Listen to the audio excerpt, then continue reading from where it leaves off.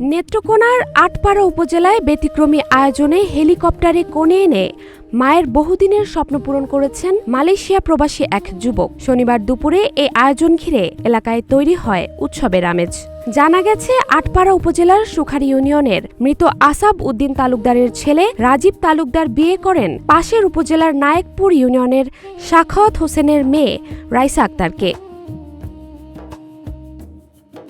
বিয়ের আনুষ্ঠানিকতা শেষে নববধূকে হেলিকপ্টারে করে নিজ বাড়িতে নিয়ে আসেন রাজীব। পরিবারের সদস্যরা জানান, রাজীবের মা দীর্ঘদিন ধরেই ইচ্ছা পোষণ করতেন ছেলের বিয়েতে থাকবে ব্যতিক্রমী আয়োজন। সেই স্বপ্ন বাস্তবে রূপ দিতে হেলিকপ্টারে কোণে আনার ব্যবস্থা করেন ছেলে।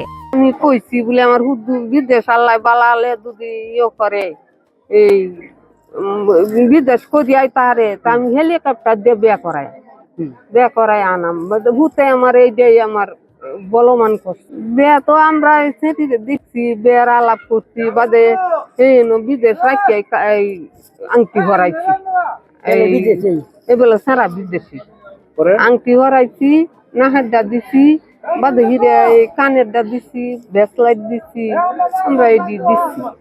নবদম্পতির হেলিকপ্টারে আগমনকে কেন্দ্র করে এলাকায় ছড়িয়ে পড়ে আনন্দঘন পরিবেশ।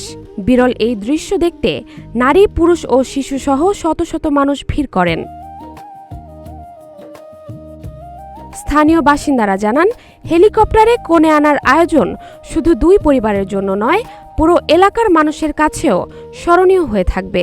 বর্তমানে রাজীবের এই বিয়ে উপজেলা জুড়ে আলোচনার কেন্দ্রবিন্দুতে পরিণত হয়েছে। জাহারা জেবিন তন্নি, নাগরিক প্রতিদিন।